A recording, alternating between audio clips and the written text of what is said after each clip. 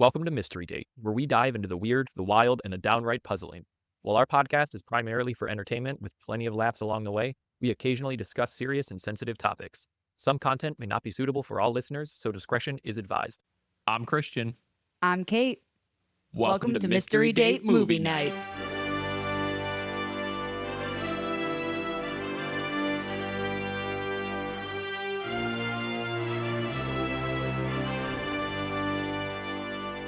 This time we're leaving the mysteries to the filmmakers and we're turning our date night into, a simple movie night. Yeah, we figured while we're between seasons, it was a good time to sit back and relax and switch things up a little bit before we get back into the real mysteries with season 2. Yes, and we kind of picked a movie that's on theme with what season 2 is bringing, especially with Ed and Lorraine Warren being involved and our theme being a haunting. But we're talking about the 2013 supernatural horror, The Conjuring. We'll be breaking down the movie's plot a little bit, giving some personal commentary, and then giving it an overall rating. Yes, so sit back, relax. Grab your favorite. Yes, we got some popcorn here. And let's start the show. I'm sure they'll love that. ASMR for you. All right, so just to cover quickly about what The Conjuring is, if you haven't seen it or if you don't know much about it, I'm just going to go over the cast and crew that were behind this movie because they all deserve to be shouted out. I mean, making anything in Hollywood is damn near impossible, so. It was me. I'm the mastermind behind it all. Yes, director, I have Kate Sullivan, cinematographer, Kate Sullivan. So we Starring can pretty much wrap. Kate Sullivan. Yeah, we can wrap right there. You're welcome. Dude, I wish. I mean, yeah, we wouldn't be where we are right now. Let me tell you Wish that. I could just make films in Hollywood. No, but I do want to highlight them anytime we do a movie night because this will be a slightly common thing that we do maybe in between seasons or maybe just as a buffer between episodes. But I want to shout out, like I said, the cast and crew because it's impossible to get anything made. A great podcast recommendation if you're interested is What Went Wrong. Love them. They talk about movies all the time. Anyways, The Conjuring was directed by James Wan. He was known for The Saw and Insidious and then later Aquaman. So kind of a diverse little portfolio he's got there. I like that you called it The Saw. Oh, did I? Oh, no, just Saw, because that's wrong. It's not The Saw. If you search The Saw, you're not going to get something else. Yeah, I don't know what you're going to get. No, Saw. And cinematographer was by John R. Leonetti, who directed Annabelle. So he moved on to directing later on. That's pretty cool. Written by Chad Hayes and Carrie W. Hayes, twin brothers who also wrote The House of Wax and several other Conjuring universe films. It was produced by Peter Safran and Tony DeRosa. And the main cast starred Patrick Wilson as Ed Warren, Vera Farmiga as Lorraine Warren, Lily Taylor as Carolyn Perrin, Ron Livingston as Roger Perrin, and Joey King, Shane Lee Caswell, Haley McFarland, Mackenzie Foy, and Kyla Deaver play the 5 Perrin daughters. That's pretty much the whole cast, to be honest. There are some, like there's the father and some other outsiders, but that's most of it. There is Drew and the Brad. cameraman, and Yeah. Brad, the police officer. Yes, They're yes. pretty main roles throughout, but Well, that's the main cast. but yeah, I mean, other than that, it's like what you see Lorraine's daughter and Yes, grandma Lorraine's daughter once. is a main character. Yeah. Like, Music was by Joseph Bishara. He did a lot of other horror movies like Insidious and Annabelle. A lot of these people worked on kind of a similar group. You can see where they all kind of found each other. And in the box office, it was budgeted around $20 million. It'll go back and forth depending on where you get your sources, but it grossed about $320 million. So almost made $300 million on top of what its budget was. yeah, that's pretty good. Its Rotten Tomatoes score is 86% by the critics and 83% by the audience.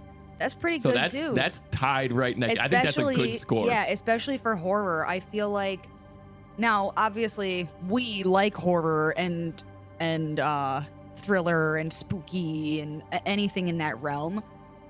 But I do feel like it's a genre that gets a lot of hate and a lot of critique.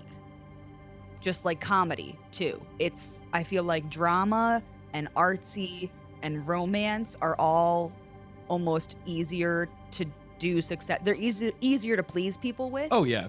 horror and comedy are like the two things that people are always going to be like, well, that sucked, and here's a long list of reasons why. And I think there's a reason for that, and not to get all super sentimental before we get into like just the movie, but I think that's because comedy and fear are very personalized, and but they're very grief, drama, and all of that stuff is very easy to get apart because that's everyone almost experiences these things. Yeah, I was just about to say, while they're all universal human emotions, we don't talk about fear as much, and even sense of humor. A lot of times, people keep that hidden with their close circle. Like, with a stranger, you're not gonna like start cracking jokes in the checkout line. You're gonna make small talk and talk about the weather and just be polite and like. Exactly. So I do think that makes more sense. But I really think comedies get a bad hit mostly is because it's like. Comedy is so subjective. I mean, it's whatever makes you laugh makes you laugh. Yeah, if you're a snobby critic going in to review a movie, you're probably going to give it a bad review because what makes you laugh is probably very highbrow humor, not potty humor. Yeah. But for us poor folk. Yeah, I fucking love potty humor. Oh my God. I want them to make way more comedy movies. Hollywood needs to get back on that train. I miss when that was a thing. I like the blend of horror and comedy. I think more and more movies have started doing that a little bit. Yeah. And I like that a lot. It is a good blend. And I like wish... when absurd humor makes its way into a horror film, and it's like, this is the perfect type of comedic relief for such high stakes and suspense. Yeah. So getting right into The Conjuring, we're going to discuss the plot a little bit. In 1971, Roger and Carolyn Perrin move into an old, isolated farmhouse in Harrisville, Rhode Island, along with their 5 daughters, Andrea, Nancy, Christine, Cindy, and April. The family hopes for a fresh start in the countryside, but almost immediately, strange and unsettling things begin to happen. And we took some time to write down some notes as we were watching the movie last night. So as we go through this plot, we'll kind of inject some things that we had to say. And something that we didn't mention in the plot, because it's not technically part of the plot of this movie 100%, is I just thought it was really smart for them to open on Annabelle. Because, I mean, this was the first Conjuring movie. And like how they big... set themselves up for sequels right from the first moment of the first film. Yeah. And with how big I think Annabelle became in the series, I just think it's kind of... when you watch it back now, it's a genius play. Yeah. You're like, wow, okay, hell yeah. We're getting right into it. Yeah. I want to say my initial reaction, I did not see this movie when it came out. I didn't see it until we watched it together to get ready to do this podcast. I didn't really get into horror until I was an adult because I was a huge scaredy cat as a kid. So that's the long story short of it. But my initial reaction when we turned this on, as soon as it started playing, I went, oh shit, this is Warner Brothers? Like the Looney Tunes guys? Oh yeah, Warner Brothers is a... And I know that they are obviously, they contain multitudes. They're not just the Looney Tunes guys. But like, I don't know, I was not expecting that for a horror film. I feel like most horror films have more indie production, or at least smaller brand names than Warner Bros. Or just different, I guess. Like when it had New Line Cinema too. And that one made more sense for horror movies to me for some reason. No, 100%. But like when seeing Warner Bros, I was literally like, whoa, what? New Line Cinema made their like bread and butter. That's how they got big in general. They used to be a very mid-sized studio before stuff like Blair Witch. I'm pretty sure they were one of the people that picked that up. In the 90s and early 2000s, they tried to pick up and produce a lot of these obscure projects that no one else was doing, that they knew wouldn't do that well in theaters, but they were hoping that in the VHS runs and the DVD runs, these movies would start making their budgets back because they were so small. So there's a very real reason why New Line Cinema at least aligns with horror in your head. Yeah, my initial reaction to turning on The Conjuring was, whoa, the Looney Tunes guys? they're making hauntings now? That's how behind on the times I am, you guys. So moving on in the movie, after they kind of noticed some strange and unsettling things happening, their dog refuses to enter the house, and clocks begin to stop at exactly 3:07 a.m. Yeah, so never a good sign if the dog won't fuck with the house. Yeah, I agree.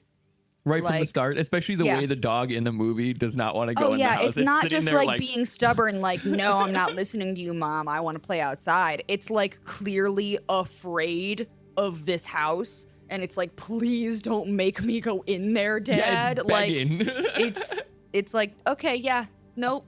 I'd be going with the dog. I'd be like, you know what? You're right. Let's get the fuck out of here. No, the second I noticed that. I trust you, buddy. Mysterious clapping sounds begin filling the house and echoing through the halls during a game of hide and seek, which ultimately lead into an awesome horror scare later on. And when the youngest daughter, April, finds a hidden entrance to a boarded up cellar, the discovery seems to awaken something sinister lurking beneath their home. And I want to add right there, when they break into that cellar and Roger Perrin goes into the basement, all I wrote in my notes was I could never be a father because I wouldn't do that. I'd be like, nope, we're not going down there. Not going into that creepy basement with the piano playing itself. Like, yeah, no boarded up cellars. I don't want none of that. And something else, they don't really explain it in the movie, but I was thinking about it the entire time. When you bought this house, did you not know there was a cellar?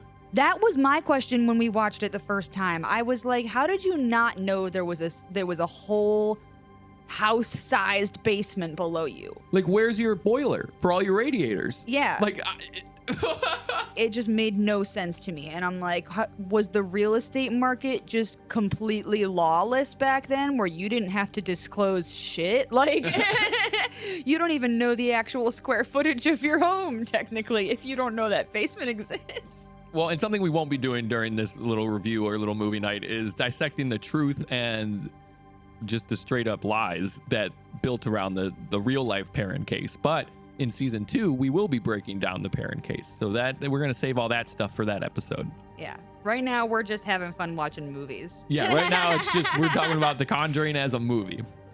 But yeah, never a good sign when the dog won't fuck with the house. And as soon as that happened and they were like, fine, you can just stay the night outside, then dog, we'll put you on your chain by your doghouse, you're fine. I looked at Christian and I said, you better tell me right now. You better tell me right now if something bad happens to this dog. So he then, being the good husband, goes on, does thedogdie.com.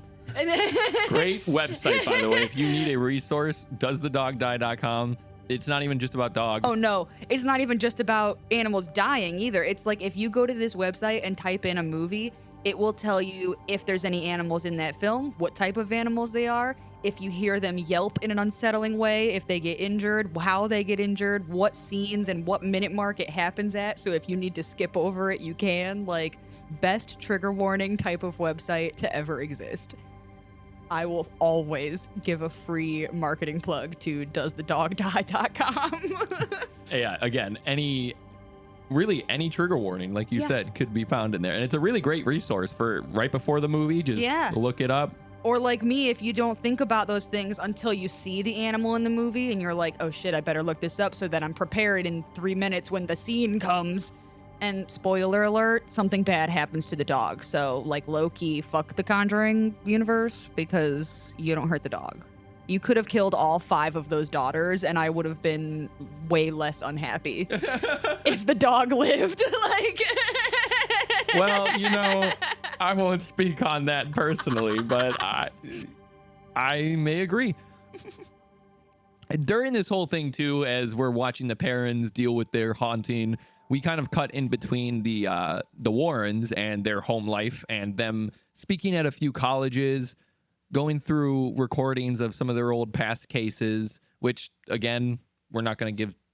I guess it's not a spoiler. The movies have all been out for a while, but it ties really well into the coming sequels, I think, during this whole build up with the Warrens, showing things with Maurice from The Nun. Like, it was... Yeah, it really is like as if they had planned it to be this whole universe the whole time.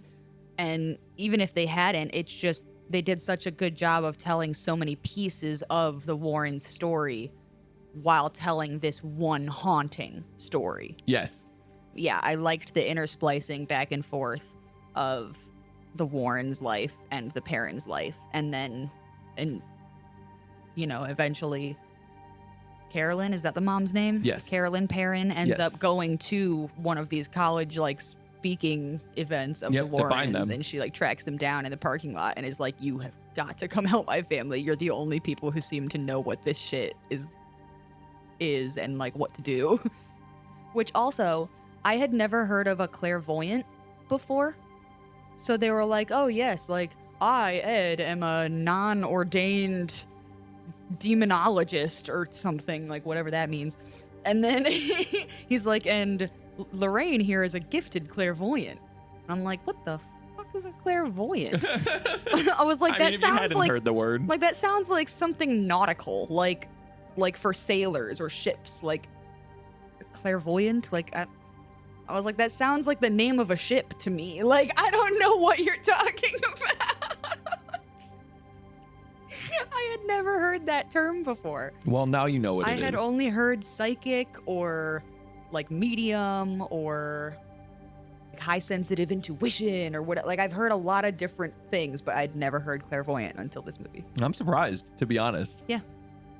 I'm very surprised. Well, and then what's funny is I watched a random like chick flick comedy today, and they talked about somebody there was like, "Oh yeah, I'm clairvoyant, baby. I know this stuff." And I'm like, I was like, I'm gonna start hearing this word everywhere now, aren't I?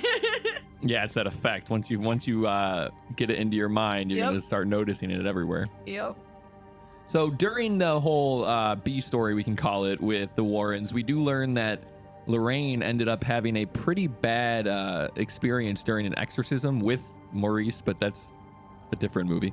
And Ed, during this whole movie, kind of has this sense of protection over Lorraine, which does set up a very good relationship dynamic between them, I'll say. I'm not speaking on the real Ed and Lorraine, but in the movies, they come across as very genuine. Yeah, the actors do a very good job of making this couple believable as a couple, but like you said, like they have this like very wholesome and genuine and extremely caring and loving relationship with each other, despite being like, you know, a little bit in the wacko side of life and career choices. They do a good job. Not in a bad way. I'm in the wacko side of life and career choices too, but They do a good job of showing like the differences too between the real life cases, or not even the real life cases, but the true cases, and what they even say in the movie is like 90% of what they actually investigate, which just turns out to be creaky pipes or something going on with the house, carbon monoxide poisoning. They say that most of the time it just is a simple answer, and I did like that little add-on in there. I'm like, oh wow, that okay. scene a lot because it's like, okay, this makes it all more believable that like, hey, it's not like every single thing they've ever investigated has turned out to be a demon. Yeah. Or even a ghost. They're like literally investigating somebody's attic at one point, and they're like, don't worry, like, you hear that? Yep, it's this floorboard right here, and the wind comes through that shaft, and then these pipes expand in the winter from the heat, so that's why you hear it. And they're like, oh my God, like so it's like, oh gosh, yeah, there really is a rational answer for a lot of spooky things in life. But it also then makes it a little more believable that, okay, so if only a few of your cases were real spookies, I almost believe it more that they happened, that you have so many other cases that you're like, no, look, it's not like we believe everyone or everything all the time is a ghost. Like, No, I thought that was a very good touch. Moving on back to the Perrins in their haunted house, we find out that April, one of the daughters, has been playing with a little music box, which kind of leads to a very good mechanism for jump scares in the movie. I love this little mirror rotating, timed almost ghost experience. Where did I write it? Oh, yeah. At one point in the movie, I wrote down, I hate that circus clown Jack in the Box thing. It is creepy as fuck enough without demons and ghosts attached to it or causing jump scares in the background or whatever is about to happen. Like, the music box itself is so unsettling and creepy.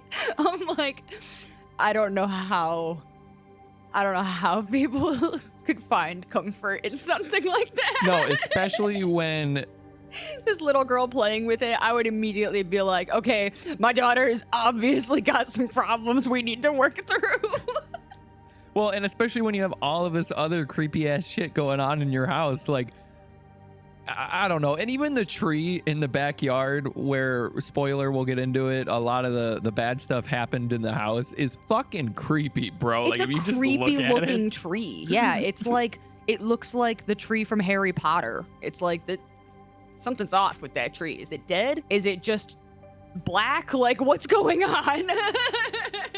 And something I did forget to mention is that right off the bat, when I started watching this, I noticed that Ed has amazing sideburns. I wish I could get to a point in life where I could grow something like that.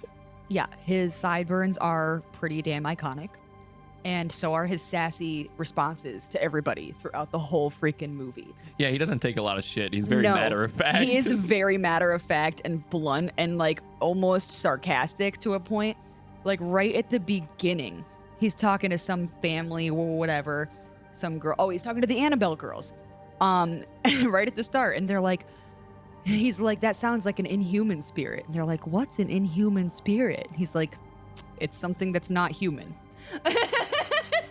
Yeah, very matter of fact and like, blunt. He goes on a little bit, but like that's basically his response. And then at some point, when he's talking to Carolyn Perrin the first time, and they go to record her experience with her, and she's like, "Where do I even start?" And he's like, "From the start." Like, I just could not. Every time he would talk to people, I would crack up because I'm like, dude, I'm so here for Ed's level of sass and take no shit. He's like, I don't have time for this, Carolyn. Just fucking tell me what happened. What do you mean, where do I start? And another thing too, as this all was going on, at one point there's a scene where the one daughter, I think Cindy is her name, is sleepwalking, and she's like banging her head into the wardrobe. And I was thinking, like the seller, I could not do this. If I had a daughter that was that age and I walked into seeing her do that, I would just take her outside and lock the door. I called it suicidal sleepwalking. I mean, I just could not deal with that. Oh my God, I'd be so freaked out. Also, side note, suicidal sleepwalking sounds like the name of an emo band. Yeah, it does. Suicidal sleepwalking. Yeah. You can take that if anybody's listening. Yeah, she does that a lot throughout the film. Another really funny moment was right after the cellar was discovered, or maybe like after the daughter starts sleepwalking some more. The mom like goes to investigate some of those clapping sounds in the cellar. And then she like hears noises down there while she's investigating. So she's like, whoever is in here, I'm going to lock you in. And then she turns to go back upstairs and lock them in. And instead, the demon slams the door, locks her in, and pushes her down the stairs. And I was like, damn, the demon's got sass too. I mean, I feel like a demon would be inherently sassy. Literally, she's like, I'm going to lock you in. He's like, not if I lock you in first, bitch. Like, it just was it was such a funny moment to me. And I was cracking up so hard that then like 2 seconds later, when there's a jump scare moment, it got me bad. Like, yeah, and that's the clapping jump scare. That's the good one. I was laughing so hard at her like getting locked in and falling down the stairs after being like, I'm gonna lock you in here, so don't chase me. Like, and then she just gets fucked over. I was laughing so hard that then the jump scare got me like probably twice as bad as it would have because I was not prepared. And as we moved on through this movie too, I needed to bring up, this family owns like 50 fucking lamps at minimum. Every scene has a lamp somewhere in it. I don't know why I was fixated on this, but I know they're moving, so there might be lamps in odd locations, but every scene seemed to have a lamp just somewhere off to the side. And I'm like, what the fuck? Well, and it's one thing if it's like, well, they inherited an old farmhouse. There's probably no overhead lighting. It's like, we've lived in old houses. Not all of our rooms have overhead lighting or have had it. But there was scenes where they'd be walking around the dark house trying to figure out where the noise is coming from, and they're flipping a light switch on every other wall. So every single room and hallway in this home has multiple overhead lights with a light switch. Unless they're just hooked up to the outlet. And they still also have lamps everywhere. But yeah, I mean, there was so many of them and I kept noticing them pop up and I needed to write that down.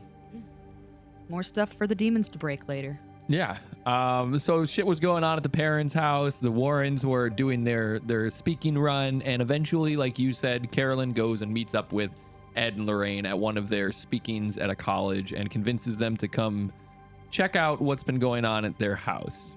Because between the kids and honestly, both of the parents, there's been too much going on for them to ignore at this point. I mean, there's a line from Roger Perrin where he's like, yeah, at this point there's like a dozen or so birds that hit the house and just break their neck every week. And I'm like, that's not, oh my gosh, the way he says it, it's so casual.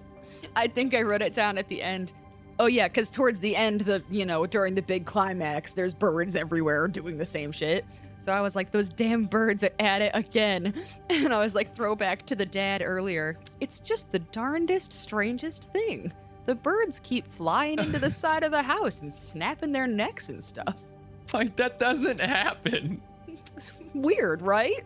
Bro, that is not the type of tone and attitude you take with a situation like that. No, this family was very callous. And I mean, really what convinced them to finally go to the Warrens was that scene in the two girls' bedroom. I think it was Christine and Nancy. Yeah, the big oh yikes. Yeah, when it like grabs her and there's she's like a Nancy, demon there's lady something behind on you. top of the. Which I loved that scene too. That was a very cool way to do that, to build the horrors, where we didn't get to see what Nancy or what Christine was seeing. We saw basically from Nancy's point of view, where she didn't see anything behind her or hear any voices. That's right. I forgot about that scene first. Yeah, because Christine is like getting yanked out of her bed by nothing.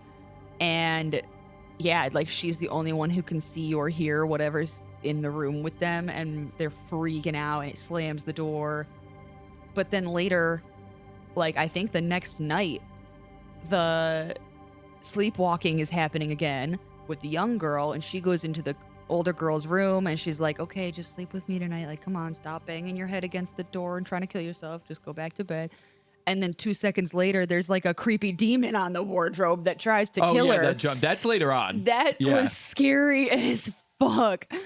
I thought that was before the Warrens came, because the dad comes in. Like, that happens, and then the dad runs in, and he's just yelling at everybody. He's like, somebody tell me what the fuck is going on. And all the girls are just, like, screaming. I do think that happens. No, I think that happens later on, though. I don't know. I wrote Maybe my notes in order. That's right. No, you're right. I'm going to say, I wrote these in order of when we were watching the movie. That still does happen after the Nancy scene, though, with Nancy and Christine. It does. But it happens before the Warrens get there. Yes, Because then the next scene, the Warrens come to their house for the first time. I can see. Yeah. I've got my handy dandy notepad. In 2025. Yeah. I still handwrite things because I am a writer. So the Warrens show up to the parents' house to investigate. And they're like, yeah, so these are some of the things that have been happening. Like, mom's covered in bruises, kids are getting yanked out their beds, we're seeing things, we're hearing things. Oh, also, there's this really horrible, rotting meat, rancid smell. And Ed goes, oh no, rancid smells usually mean demons. And the mom's like, oh no, really? You don't think? And I'm like, bitch, have you not been paying attention to what's going on in your house? And you're surprised he's saying it's a demon? At this point, too, I had a thought in my head, and I wrote this down twice, basically. But and it progressed as the movie goes on. But my first thought here was, what if the family was Jewish? Or, like, Hindu? Or they didn't believe in the Christian faith? Well, yeah, because right after this conversation, because I was like, dude, look at what's been happening to your house. Like, of course it's some sort of demon. And then Ed is like, all right, you guys need to start praying more. And yeah, you were like, what if they weren't Christians? Yeah. I mean, they went, don't get me wrong, they probably heard Ed and Lorraine speaking. You wouldn't sit through that whole speaking session. They are very explicitly under like the Catholic or Christian religion when they're talking about all this stuff. So, but still, it cracks me up where I'm like, all of this stuff is assuming you believe in the Christian faith. If you don't, like, what does this even mean? And then that brought it up to another point where they were talking about upside down crosses and the the ghost using 3 taps to like insult the Father, the Son, and the Holy Spirit. And I'm like, again, what if the ghost or demon was Jewish? Yeah. Why does he care? Only Christian demon ghosts cause hauntings. That's no basic. other religions have any bullshit to deal with In the after death. Conjuring universe, that seems to be Yeah. the stated fact is Sidebar, that only though, Christian. If there's any haunting movies out there that are specifically like aligned around a different religion other than Christianity or Catholicism, I would love to know about it because that sounds interesting and I Mummy. want to learn. Is that a religious haunting or is that more like just a monster movie? Isn't the mummification process like a religious process? So Yeah. I What feel do you like- call the ancient Egyptologians' religion? Well, it became tied into Roman, like Greek mythology when they got themselves in there. But I think beforehand, let me look that up. Yeah, what? Because I'm like everything we learned in school and like in like everything I've learned about that history, they just say like in ancient Egypt they believed. The And then- modern term for the ancient Egyptian religion is Kemeticism or Kemeticism, a neo-pagan movement that seeks to revive the practices of ancient Egypt. Huh. Oh, okay, here we go. In the ancient time, Egyptians had no single word for it. It was just considered Their beliefs. their beliefs. Yeah. There was no, this is what type of religion it is. But nowadays, the modern practicing of ancient religion or ancient Egyptian religion, which does happen apparently, which now we all know on this show, that's pretty cool. There's people out there still mummifying each other. I don't know about that. I don't know. And building tombs with gifts. I don't know how far it goes, but Kemeticism or Kemeticism is the practicing of the ancient Egyptian religion in modern days. The more you know. Yes, that's why you tuned into this movie podcast. Yes. All right. Well, I guess we should watch The Mummy next week. I'm just saying. As soon as you start speaking, I'm like, well, the mummy. I guess, yeah. I didn't really think of it that way. I didn't think of that movie as No, a you wouldn't. haunting No, movie. That's why. You wouldn't. But like, I mean, But you're when you not break it down, wrong. no, like, it is. it basically is. That's a good thought experiment, though. Yeah, definitely let us know if you have any of those. That was Yeah. a good call out. So after the Warrens arrive, honestly, I kind of like the whole like sequence that plays out here. There is some stuff with Lorraine kind of using her clairvoyance or psychic abilities to determine what exactly is haunting the house, and the way she delivers the line, they don't explain it at first, but like right when Lorraine walks into the house, you can tell she's like off put by something at all of these different angles, and they don't explain it. And then later on in the movie, they bring it up where she's like, no, there is a dark presence in your house, and I've seen it at all of these points. And they flash back to all of those scenes, and they show the presence there, and I they love show that. what she sees or what she feels. Yeah, I thought that was really cool. Yeah. And Vera Farmiga.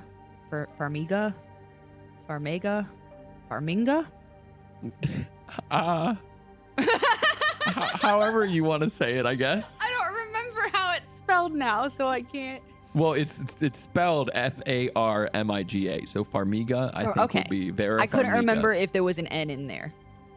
Yes. Anyway, Vera Farmiga does a very good job in that role. And yeah, when she goes outside and she's like really getting into that clairvoyance and we kind of get to start seeing what she sees, she's out by the tree. And I literally just started singing the Hanging Tree song from the Hunger Games. Oh, yeah, because she sees, I think it's Bathsheba or one of the ghosts. Yeah. That's Bathsheba! Yeah. Which Bathsheba, now that we're moving on to the plot, once Lorraine kind of does her little psychic stuff, some stuff moves on in the movie. There's some jump scares, some good. Again, I think this movie does a very good blend of it's slow moving at points where you're almost like it gets right to the point where you're like, something needs to happen or I'm gonna zone out, and they do.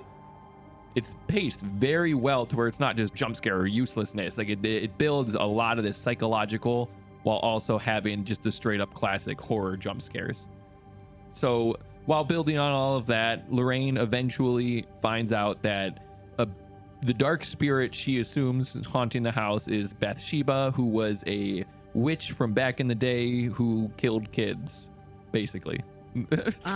Yeah, it was like she pledged her soul to the devil and then killed her own child as a sacrifice to prove her love for the And then devil the or town something. found out. And the town found out and then hanged her for her crimes. And she was like, I vow to curse this place and haunt anyone who steals my land. And then there you have it. They've stolen her land by moving into the house hundreds of years later.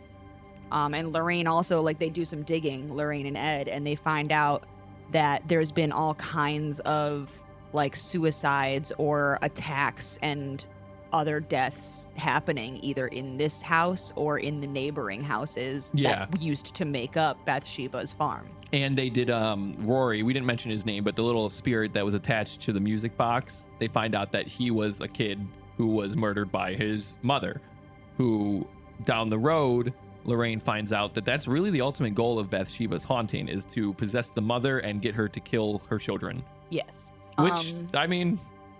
It's pretty scary. Yeah, I was about to say that's solid. That's pretty scary. Especially, like, the actors of the Perrin family do a really good job, too, because throughout the whole movie, even with, like, you know, the little sisters bickering and throwing each other under the bus to get the blame for stuff, or the parents yelling at the kids to keep their hands to themselves or shut up and go to bed or whatever it is, like, they do a very good job of portraying how much love they have and how they are very protective of each other, especially Carolyn. Like, she's the one who seeks out the Warrens, and she's like, I have to protect my children. They are everything. They are my world. So then it's like, ooh, Bathsheba's gonna make a mom who loves your kids as much as you try to kill them? That's dark. Yeah, no, that's fucked up. It's a really good twist, and it plays on the family dynamic very well. Yeah. And also, like, the whole family's getting fucked with. It's not just, I feel like a lot of haunting movies, it's usually just like one person in the household is really experiencing like a possession or a haunting. And then everybody else is just experiencing that person's chaos. Yeah. And in this one, almost every member of the family has some shit happen. Like, not even the family, outside people too. With Brad, he ended up experiencing something. Yeah, but like even at first, before the Warrens come over, like one girl's getting pulled out of her bed. One girl is sleepwalking around and trying to kill herself. One girl is seeing a ghost of a little boy and who's telling her to hide. Like, the mom's waking up with new bruises every day. Like, there is shit going on for everybody. Bathsheba! That's the only way I can say it. That's how Ed says it like 2 times in the movie. He like yells it like that, and I'm just like, I can't say it normal. I have to yell it dramatically. After that, Lorraine and Ed eventually sit down with the parents and tell them, look, your house is super fucking haunted. We need to do an exorcism. And we can't do that without the approval of the Catholic Church. So they end up doing a big investigation kind of montage that comes through in the movie where Drew and Brad come in and they set up all these cameras and equipment to try to capture the ghost. And the next sequences of the movie kind of follow exactly that, with the parents staying essentially with the Warrens, or the Warrens essentially staying with the parents most of the time during this investigation. Yeah. And the movie also kind of plays back at the Warrens' own home, which is a collection of haunted oddities that they've collected throughout all of their journeys, and their daughter lives there, which I wrote, it seems really irresponsible to let your daughter just live in the same... Like, I understand you don't mind living in the same space with all of this haunted shit, but you're just letting your daughter, like, she's 10. Yeah. And Ed explains it to some journalist at one point where they're like, why do you keep this stuff if it's all so haunted and dangerous? Like, how can you feel safe living with it? And he's literally like, well, I'd rather have it all in one place where we know where it is and we can look after it than have it out in the world where the evils of them could be unleashed. And if you destroy the items, it would just destroy the item. The demon or whatever inside would just find a new vessel. So again, it would just be unleashed. So it's like he explains why they keep the room of stuff. But yeah, it's like, well, you could like own a storage shed instead of a room in your home. for Yeah, all like, this stuff or I something. mean, yeah, get a storage. like- I just, again, your daughter is like 10. You cannot expect her to follow the rules 100% of the time. And if she doesn't, you're telling me that the consequence is death? Yeah, a haunting. Also, not Drew the camera guy flirting with the parents' daughters. Yeah, a little creepy. I don't know. I didn't like It that. was the oldest daughter. Like, I'm like, okay, he does seem like he's a young, like he's probably like a little college intern or something. Like he's a young kid compared to the Warrens. Yeah. But also, I'm like, We don't these know. girls are all still living at home, And they're going through a traumatic and they're fucking thing, literally bro. being haunted, and you're flirting with the eldest. I was like, I see you, buddy. I see you. And then Ed creeps in and he's like, yeah, I see you too. Hey, Drew, you want to help me out for a sec? Like, it was actually kind of funny that Ed kind of peeked in from behind and then it's like, I need someone to break this up. So the movie moves on, and Ed and Lorraine, like I said, are staying with the parents. And after a few more jump scares and some hauntings going on, Lorraine concretely discovers that Bathsheba's mission is to, like I said, possess the mother and kill the children. And she runs into the ghost of Rory's mother, who essentially tells her that inside the basement of the parents' home. With all of the evidence they collect over the next few sequences of the movies, they try to go to the church with Father Gordon. And while there, he's pretty convinced by most of it and tells them they need to just wait a little bit to get actual approval from the Catholic Church. And the Warrens are like, okay, well, we'll just do what we can and bide our time. It's also during this point, though, that Bathsheba, I got a little confused here because I know it's the locket that Lorraine had that she was given by her daughter. That's the connection that Bathsheba is able to get to her daughter. But I'm like, Yeah. look, you're kind of bending the rules here. A little bit, Because yeah. Bathsheba starts haunting She starts haunting, Judy. yeah, Lorraine and Ed's daughter. And at Ed and Lorraine's at their house, house, while which the is Warrens are nowhere at the near. Yeah, it's like, hang on, I thought you could only haunt people on your land. But yeah, also, I just want to tell this little sidebar story real quick.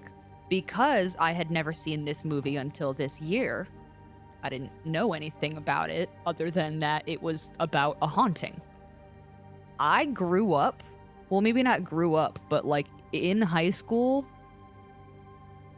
it was like, I thought it was a local lore, like fairy tale story that like kids just made up, that Bathsheba was a ghost that tried to kill kids. Like, I didn't know that came from a movie. I had never heard of that before. I had heard that going to school. Like, people would talk about the, like, Bathsheba's gonna come for you and stuff. Like, they would try to use that to scare each other, like, at camp. Or, like, in the summer, if we were just hanging out at night or whatever. Like, that was, like, a go-to scare for people. And I feel like I even heard your brother probably yell at me before, like, Bathsheba! If and my brother yelled it, it's definitely from this movie. I know, but I didn't know it was like no one had ever said anything about from The Conjuring or I'm linking. Like everybody would just treat it like this is a real ghost story about town. Like I had never gotten any context clues to tell me that this wasn't just a ghost story. So when we watched this movie, I was like, oh, Bathsheba, I know about Bathsheba. I'm like, she's that witch ghost that haunts and kills kids. And you were like, yeah, that's from this movie. I'm like, what are you talking about? Like that's a childhood ghost story right there. Well, it's not just from the movie. And- Bathsheba was a real person. Yes, but when we looked it up, it was basically like it wasn't the same exact lore as No, this not movie. as in the movie. No. Yeah, and I'm like, the story I was being told as a kid was clearly from this film. Oh, probably, yeah. But no one ever gave enough context clues. You just thought Bathsheba I was just thought that it was a ghost story. Like, I don't know. I mean, you know, kids tell ghost stories. We have random local legend and lore and shit we make up. There's always some ghost that haunts that one locker at each school, right? Like, I just thought it was one of those stories. I had no idea. So when we first watched this, I was like, oh my God, I know about Bathsheba. I mean, that's kind of how... Until we looked it up. And then I'm like, oh, I mean, I guess I do know about Bathsheba, but like I had no idea it was just from a movie. I mean, that's kind of how a lot of just urban ghost stories start. A book, a short story, a movie that nobody else has heard, and then you just start spreading it in the zeitgeist around you. That's not super uncommon. I feel like that makes sense. It just was funny to me. Like I had never, experienced something like that happening before. But I feel like that happens to a lot of, that could have happened. I see like that could have happened to a lot of people with the Ring movie, where they hadn't seen the Ring, but they know the lore of a haunted tape that if you watch it, a ghost comes and kills you. Yeah, if you watch a certain tape, then you have 7 Like, I days. feel like that would be a very big thing that's like that. Probably. People are like, oh, I didn't realize that there was a whole movie about this. And it's like, yeah, it's the Ring. Yeah. But so that's you and you're Bathsheba. And I'm like, yeah, it's The Conjuring. Yeah, and I was like, oh, is this what she's from? I thought she was like from Salem back in the day. I don't fucking know. So eventually, with all the shit going on, it escalates to a point where the parents seem like they have to leave. So they end up fleeing their house, moving to a small motel, and the mother is already possessed at this point. It seemed like it was during the day. I think Lorraine was during like the day. folding sheets. Yeah, Lorraine was like outside gathering her laundry for her while she took a nap, and Ed went to go talk to the priest to see if the Vatican had approved the exorcism, or if they could or whatever.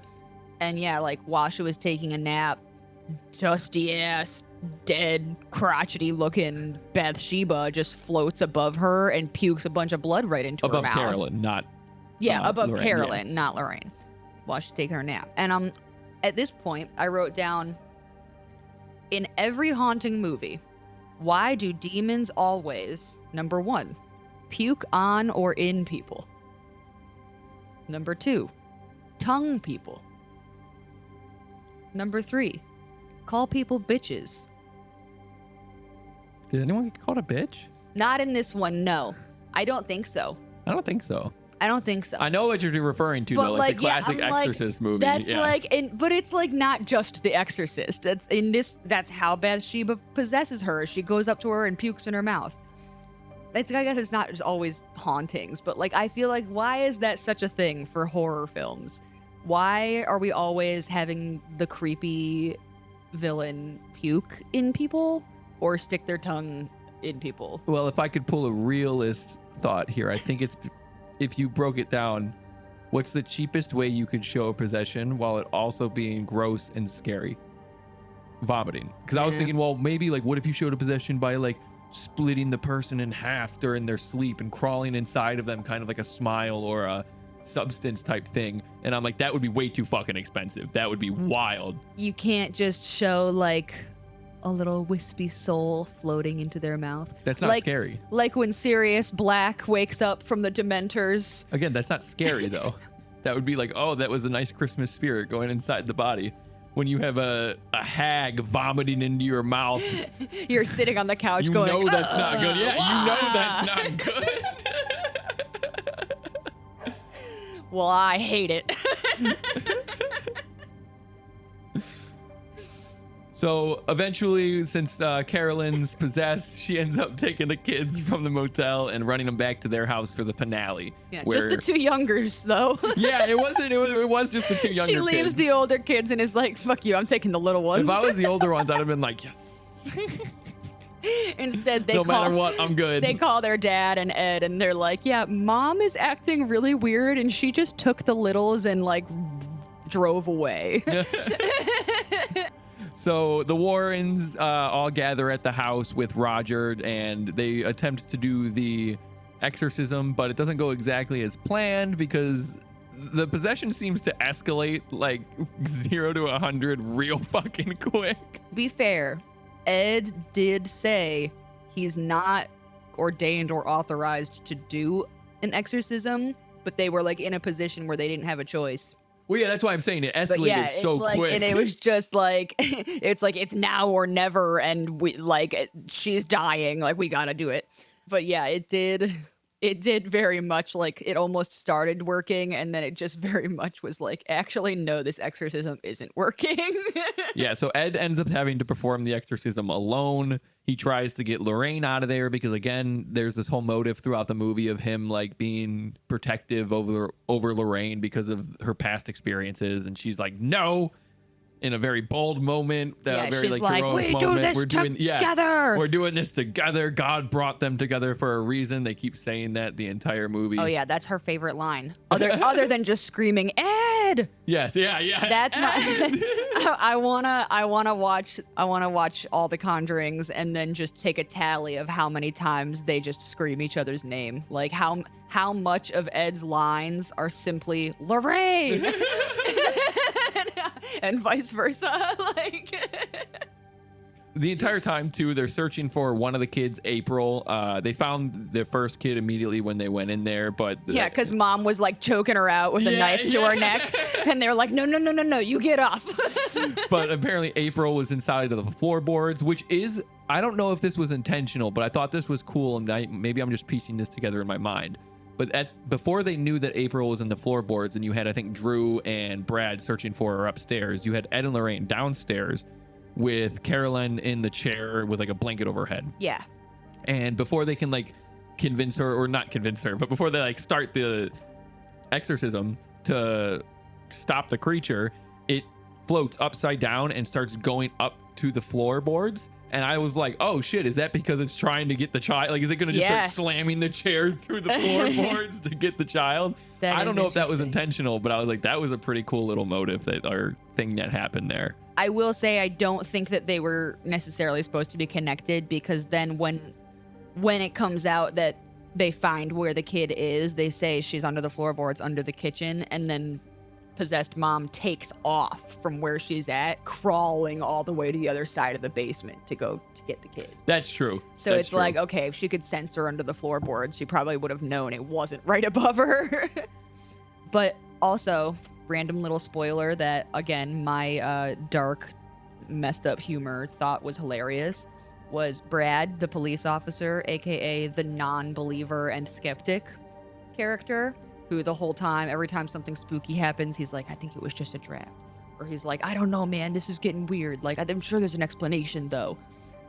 He got a chunk bitten out of his face. Oh, yeah. By possessed mama. Honestly, he's one of the only people, besides Carolyn, that gets like injured. I'm like, he's like the only person who really got hurt. Lorraine and Ed got kind of thrown around a little bit. I'm sure they're bruised up. And obviously, Carolyn got possessed, and she was getting new bruises every day. But yeah, Brad literally got like a whole chunk of his cheek ripped out. And I was just laughing. I was like, not the non-believer being the one getting attacked. There's also a scene that happens here too. Once the execution starts going, Caroline or Bathsheba is like, I'm going to kill you. And she knocks over the shotgun. And there's this part where Brad jumps in front and saves Ed. And you see the shotgun blast go off. And the way that scene is shot is like every other scene that you'd ever see in a movie where it's like, oh, well, Brad just got shot. Yeah. But no, they never mentioned it. You'd think that would come back. And I feel like something got cut there or changed, because it clips to a next scene and they're like, we got to go. And they're all running. And they're they all don't there. even mention and the it's shotgun like, going off. And I'm like, so why did that beat even need to happen? Yeah. I will also make a note, so Ed, we have legendary sideburns and sassy comebacks, but also reflexes. Oh, dude, yeah. When his daughter's getting haunted and they go home to check on her, a chair like flies at them from across the room, and within like 0.2 seconds flat, he grabs his daughter up out the way, and the chair hits right there. And like, I'm like, dude, another reason we could never be parents. My reaction time is not that quick. Nope. My kid would have just been killed by a rocking chair, and I would have been there like, Bathsheba! Damn you! So, and that was just the first time. At one point in the basement, I think he saved Lorraine or Carolyn or even Roger. Like, he like saved somebody else later too, and it was just this another fast as fuck moment. And I'm like, damn, Ed, like, I'm like, you're like a middle-aged man, but you fast. After the exorcism seems to go sideways, it turns and things start to go right because, of course, it's a movie. Yeah. And Ed eventually completes the exorcism with this kind of weird scene of like Lorraine putting her hand on Carolyn's forehead, Like while on her, Ed is like this, like she's like.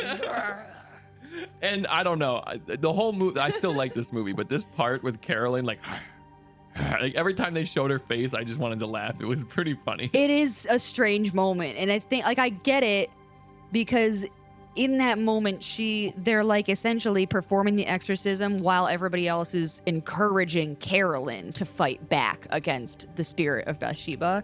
And they're like, you're stronger than her, you can do this, this is your daughter, you don't want to hurt her, like you can do this, Carolyn, you know, all the hype. And so I feel like the actress has to now portray evil demon trying not to be exorcised, and also desperate and dying mother trying to fight for her life and her child's life. And that's a lot of complicated and contradictory emotions and shit to try to display in one person's makeup. Face. But it is kind of a funny moment where it's like it shows her and it's just like sobbing, but she's like making the strangest facial expression because it's like going back and forth between like like it is kind of funny for a minute. And while looking like she has constipation or diarrhea, Carolyn vomits out the spirit of Bathsheba and the Perrin family is safe again. Yeah, I don't know what happens to the spirit. I mean, she just pukes all that blood right back up and then they just seem okay. I'm assuming with they don't really clarify, but I'm assuming with the exorcism is that it's gone. It doesn't need another vessel to go into. Like, I don't know. But regardless, the Warrens return home. I don't know what happened. By the power of Christ, Ed condemned her back to hell. That's what, yeah. So, I feel like the spirit, she's gone now. Also, another really hilarious moment to me is after their little exorcism started going wrong and the guys upstairs are like, we found her, she's under the kitchen floor. Possessed mom is like, huh? Just goes and scurries off. Like she has this moment of like, oh, she is she? I'm gonna get her. And like the facial expression and little head cock of like under the kitchen floor. And then she like ran off into this crawl space like a little mole rat. Like she just, the creepy way she sprinted away. Yeah, a lot of the body movement in these movies is really freaky. It's like, I know they're trying to go for scary, but some stuff like that is just funny to me where I'm like, oh my God. I'm like, it gives you the heebie-jeebies. She looks ridiculous. But I thought it was so funny because she's like on the ground, like trying to kill people, right? And then they're like, she's in the kitchen. Huh? Scurry, scurry, scurry. There's also a scene during the whole exorcism, right, or right before the exorcism happens, that I think Brad or Roger, when Ed is like, I'm going to have to do this myself. They're like, you're not a priest. I thought for a solid minute Ed was going to turn to him and be like, no, I'm better. That's not what he says, but I was really hoping that's what he said. But anyways, the Perrins Actually, I am. Got ordained online yesterday, bitch. So the Perrins are safe and the Warrens head home and you see them set the little music box that they took that I guess contains Rory's spirit. I don't really know what happens to the other spirits of the house. Yeah, I don't know. Then they put them on a shelf to lock them away forever. Yep, with their other haunted collections, including Annabelle. Yes. Also, yes. I want to note that as things were wrapping up at the Perrins' home, you know, the family's all hugging. They're safe. They're outside in the sunlight. They live another day.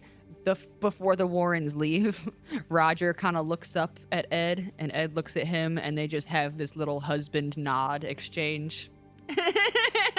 And that was another moment that I was just laughing so hard where I'm like, oh, the husband nod exchange. Like the two dads, the two husbands, they're just like, we did it, boys. We did it. I mean, what would you want him to do? High five while his family's crying in his arms? You just give a simple nod. Yeah. Keep it classy. Yeah. It was just a very wholesome, very guy coded thing for me. Yeah. Like I think that's the best way to do it, because even if you wanted to take it from a feminine point of view or whatever, where you're like, well, I want to go hug them to, empathize or sympathize with them. That would be too much for me if I was the kids. I'd be like, look, you guys were great. You've been great. We've been great. That's not what this is. I'm not calling you Uncle Ed. Oh my god. I think the nod is a good ending. No, I'm not knocking it. I just kind of chuckled at it because I'm like, I mean, hey, you don't like you said. What else do you need though? They communicated all they need to with just that nod. But it was just one of those moments where I'm like, no, I mean, yeah, like that was wholesome. Just the husband nod. It's generic, yeah, for sure. Lorraine's like talking to the little girl, and the mom's crying with her daughters, and then just the husband's nod. And I was like, yeah, I like that. And that's pretty much the movie of The Conjuring. I did like during the credits, like as soon as the credits start rolling, they start showing some real images of the parents, the Warrens, news clippings from the Warrens case or the parents' experiences and stuff. Like I did like that touch, that even though it's a fictionalized, dramatized version of the true story between those real people, I like that they added all those real images and news clippings and stuff into the credits at the end. That was interesting. Yeah, no, that was a good little touch. So that's the movie. Real quick, we're going to talk about a few fun facts that I found from this movie that I thought were interesting and I wanted to share. The first was that the real Perrin family was involved. So the actual Perrin family visited the set during filming, and Andrea Perrin, the eldest daughter, became close friends with director James Wan and the cast. Wow. Yeah, I think that's pretty cool. That is cool. Vera Farmiga apparently kept her distance from the real-life Lorraine Warren. While preparing for the role, Vera spoke with Lorraine on the phone, but refused to visit her home out of respect and fear of bringing energy from the case into her own life. Despite this, Lorraine was a consultant on the film and even visited the set several times to give insight on how she and Ed handled the investigations. That is really interesting. I didn't realize that any of the real people had connections. Had been consulted, let alone visited set. The film was originally rated R for being too scary. The Conjuring received an R rating from the MPAA, but not because of violence, language, or gore, but simply because it was too terrifying and had a pervasive fear. The studio even tried to appeal for a PG-13 rating, but it was denied. That's honestly hilarious because I don't think it's that scary. It's creepy. It does give you that like on edge anticipation feeling, but like there's a couple jump scares. There's a couple moments of like, ugh. Overall, like, I mean, I've seen scarier movies. Could you name them? Because honestly, in my book, the Conjuring universes are, at least when it comes to like atmosphere and tension building and payoff in horror movies, I think they are pretty damn scary, especially maybe not in the modern sense. There are some more modern horror movies that kind of play off of the haunting atmosphere a little differently. But I mean, to this day, I cannot watch anything with Freddy Krueger. Okay, well, if you watch... Because it's so scary. Okay. If you watched A Nightmare on Elm Street today, it is not a scary movie. It is borderline satire. Well, it was scary when I was a kid, and I watched it for the one and only time and decided I'm never, ever going to look at this creep again because I need to sleep in life. Thank you. No, for its time, I remember The Conjuring coming out, and that was a lot of its marketing, was the fact that like this movie is too scary for most people and that audiences are leaving and people were walking out because it was just too much. That's funny. I don't know. I mean, I'm of course, now that you're like, name some, my mind is like, the only horror movies that have ever existed are the Conjuring movies. No, I understand. Like yeah. That's why I think I said before that I was like, I know it'll be difficult. Any other film that I've ever seen. But I do feel like we've been watching a lot of horror and thriller this year. And like, there's been some that I was like, couldn't sit still for, palms sweating, like active anxiety while watching. And I feel like The Conjuring wasn't one of those. It could have something to do with your beliefs. Not like yours, but like the person who's watching its beliefs. Okay, maybe. I simply don't believe that Bathsheba would ever come for me, so it's more of a funny experience than a horrifying one. Well, and I say this with love, but your mind also almost rejects horror. You might be right about when that. When you see something that's scary, you want to laugh at it. So the scarier that it is true. The more you're like, ha ha ha ha, I'm going to point out the funny stuff. Yes, this is absurd, not scary. You're right. My brain does do that. I mean, like we can compare our notes in the episode and you'll see. I mean, most of my notes are funny too, but that's because I knew I was all of my notes plot, are just me making funny, sassy comments. Yeah. And I'm not saying that's a bad thing, but I think that might play a little bit into it, is that your mind, like when we go to a haunted house, you're the person who's talking to the actors and cracking jokes. Yeah, because otherwise they'll scare me. So I as soon as we walk into a haunted house, my eyes immediately find every little good hiding spot. And I'm like, all right, which one are they going to come from? I bet they're hiding in that corner right there. And then I'm right 9 out of 10 times. Like, I always know where they're going to be and where they're going to jump out from, because I'm on alert and looking for it the whole time. And then when they inevitably jump out, I'm just like making fun of their costume. I'm like, oh, that looks like it hurt. Do you need a doctor? Those wounds are so bad. Like, I'm really, really annoying in a haunted house, I'm sure. But it's because when I used to do stuff like this, like when I was a kid and I would watch scary movies or go to haunted houses, they were truly horrifying experiences, and not in the, oh, it's fun to be scared at a scary movie kind of way, or it's fun to go get scared at a haunted house kind of way. Like, they always felt truly scary, and I always felt like some real harm had come to me that day, whether it was from the movie or the haunted house or from the way people I was enjoying them with were treating me. But I just feel like growing up, like every scary movie I watched and every haunted house I went to was a negative experience. So that's why I stopped watching horror movies until I was an adult. And now I approach them with comedy. And again, I'm not saying that's a bad thing, but that could play into it. I don't try to be this way. And the last thing I wanted to mention was that the clap scene was improvised. One of the film's most iconic moments, the hide and clap scene where Carolyn gets scared by the coming out from the shadows next to her, wasn't originally in the basement. Yeah, it wasn't originally in the script. James Wan added it during filming, and it became one of the movie's standout scares. That's the one that got me. That was the one. Oh wait, there's two. That was the one that got me the worst, I think.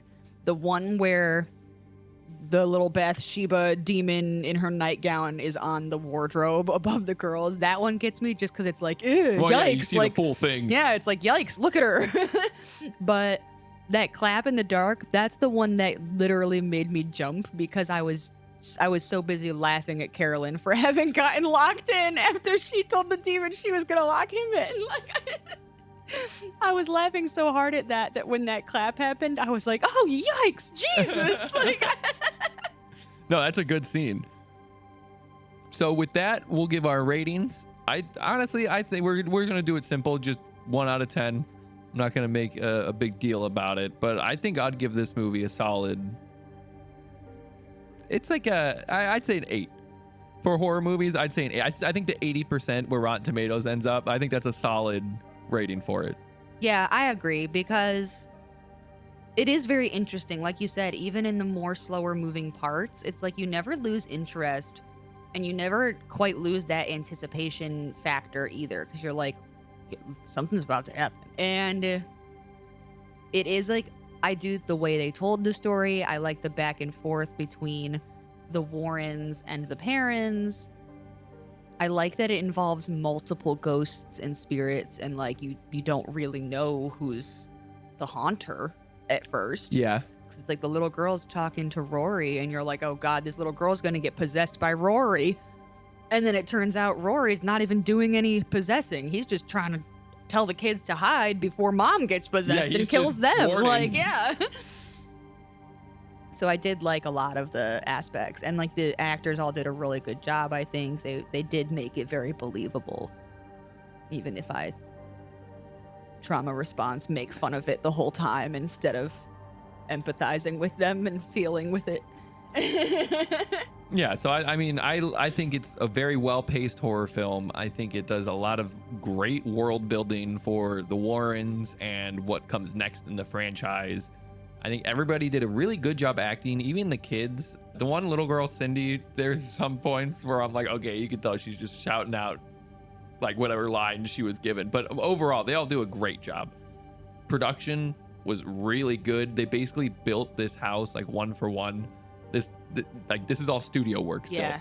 This was not filmed in a real location house. You got all the lighting, everything that was placed, every little book, every painting, all of that was done by real people and production designers. And I think it's a very well done movie in that sense. Even the Warrens' house, I think, is done very well. The one thing I would give it a drawback for is that some of the scares are like your schlop horror scares. Like the one, even though it's a good moment of Bathsheba jumping on the girl, it's like, that's a very campy creature jump scare moment right there. It's pretty classic. Like, okay, creepy looking woman in long white nightgown with long black hair and maybe looks sort of like a corpse hiding in the shadows and then jumps at you. Yeah, that's in every horror movie. Exactly. So it's like some of the scares have been done. And honestly, the overall, maybe it's a more modern look on it, but the overall theme of the movie has been kind of done to death. Even in the franchise, every movie is about another haunting with a family that feels kind of the same. Yeah. But for setting up the franchise and the universe and for being kind of ahead of its time when it came out. I was gonna say, for being 2013, pretty solid. Yeah. No, I think 8 out of 10. Horror has come a long way since then. I think 8 out of 10 is a pretty even rating for it. So go check it out. Give it a watch. That's all we got for the main section of this episode. So thank you for joining us. But be sure to come back every other week till season 2 for a brand new movie night. We hope you all enjoyed tonight's episode, something a little different. And we would love to know your thoughts. Go check the movie out and let us know, where would you rate it and why.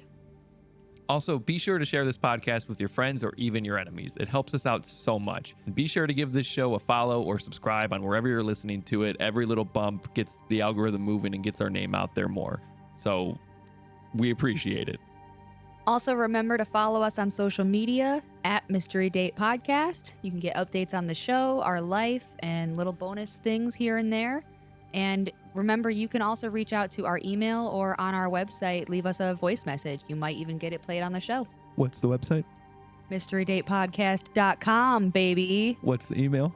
mysterydatepodcast@gmail.com, baby. There you go. And something special too now that we'll be announcing on all of our socials before this comes out is you have a chance to shop our exclusive clothing brand known as Mystery & Co., where we'll have designs that feature Mystery Date inspired, so specific merch towards the show, but there'll also be designs that are just inspired by the general mysterious vibe. So just all things kind of spooky or true crime, cryptid, anything we really like that kind of we feel like fits in with our branding. Well, you can find it there, but that's going to be at mysteryandco.com. You can head there to find, honestly, a pretty good selection already of different clothings and options we got available. There's our Christmas sweaters, the Gravy Slut t-shirt, and lots of good stuff. So please check that out. Everything you buy there directly supports the show.